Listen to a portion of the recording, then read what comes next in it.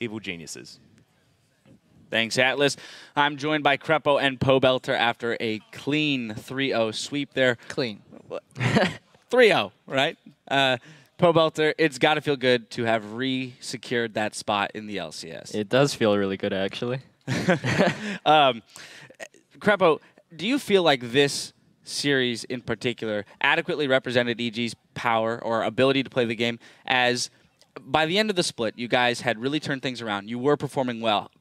Who knows, if there were a couple more weeks added on to the end of the split, you might have even made it to the playoffs. So do you feel like the performance that EG put up in this series represents your guys' ability to play the game? It's really weird because we lost every scrim leading into playoffs, into the last week of Super Week, and then suddenly we performed 4-0, so that was a bit of a shift. Now we only had like 1 week practice right now because of visa issues, and I think we played relatively well, but it was sloppy, especially game 2.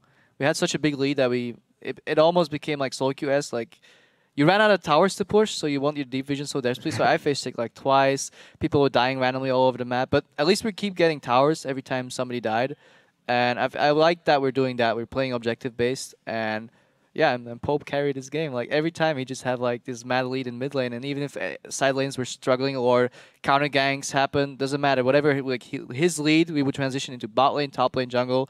And that wins us every game. It was something that we were talking about a lot on the analyst desk during the games, was the fact that actually in the first game, you guys didn't give up a single turret. So you had cleared 11 turrets to their 0. Yeah. Second game, you did give up a few because you had fallen behind a little bit early. But even with that early gold deficit, the roams bottom, as you said, really snowballed into the late game. So my question to you is, do you feel like it kind of devolved into that solo queue-esque kind of style because of the team that you were up against, given the fact that they brought in 2 new people and didn't maybe have the time to synergize and actually, face up against you as a full squad? I wouldn't really say it's because of that, I think we just made some mistakes, like we regressed a little since the Super Week because we hadn't been practicing throughout that entire time. And then in the final game, of course, I have to ask, anytime someone kind of throws a slightly out there pick out, when the Riven came through in the end, how does that change your playstyle? Does that throw you off kilter at all, or you just say, you know what, it's a thing, it's on the field, let's just play as if it's, it's any other champion? I mean, we're so confident in Tyson's ability to play in Italy, even if he falls behind early. I think we got a little too greedy and ended up giving the Riven too many kills.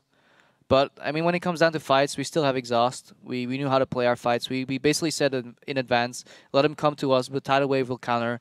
Pobelter will just go in, kill one of them immediately as Talon, and then we try and kite them out, and that's what happened in a lot of fights. I'm really happy we didn't ever end up chasing into the Ziggs. We always knew when we had to stop chasing and turn for a tower or an objective.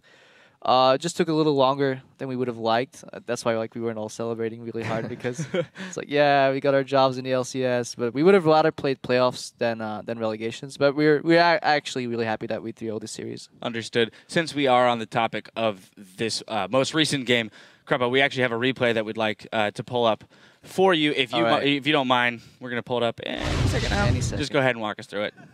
Oh. I see, like, I don't actually know. I wanted to watch this replay. I want to know what Aggro's Baron. Do I aggro Baron? I think it's an Italy spear. No, it's me. It's me. I was on auto walk on auto attack, and I was like, damn, is this Baron attacking? Yeah, it is. So okay, I got heal, and then, nope. Well played. See, this is why you can't be happy with a victory if you do stuff like this. So kids, turn off auto attack toggle when you're walking into the Baron pit, or you end up like me on this replay. That's actually funny, though. Oh, of course. We do our best to build you guys up and then bring you back down. Exactly. Of course.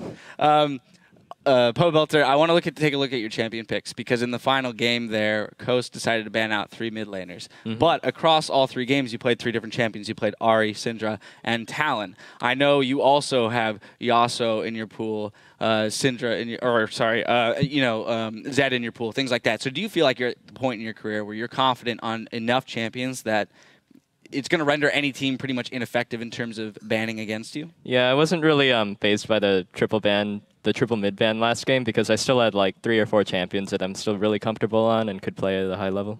And so, Crepo, what does that do for a team? You kind of already talked about how his play in the mid lane was helpful, but even when you just look at champion select, when members of your team have that capability. If you have a couple combos that you want to run and they basically annihilate some key figures in every combo, that's a lot harder to deal with in the pick and ban process than actually just banning out one person. Because at an LCS level, most people barring maybe junglers because that meta is like so tiny. There's maybe only like 3 or 4 picks available. Targeting target bans at one player is really, really rough. However, if you have like different strategies that you like to run and they just take like one key piece out of it, say they take a Zillion out for your one comp, your Zed for the other one, then you might struggle. But we knew Pobelder had a lot of champions, and worst case, we just put him on a wave clear mid, and then we take Ziggs. open the Ziggs Ori, exactly. yeah. Orianna. There's still plenty to come, so we were unfazed by it. All right, and then of course I have to ask, looking forward, to 2015, things like that. What's up for this EG squad? I have no clue. I don't think we've planned it out that far yet. I think we're gonna, just take a break, enjoy the off season while we watch Worlds, and then figure out what to do from there. Okay. One final note, Krupp. I'm going to give you the opportunity to say whatever you need to your fans, the viewers at home. I don't always die to Baron like that. Please trust me. But thank you. I was going to say, do you want to say something a little bit more eloquent than that? Thank you for all the fans that watched the stream and came out to the LCS studio to support us. It means a lot.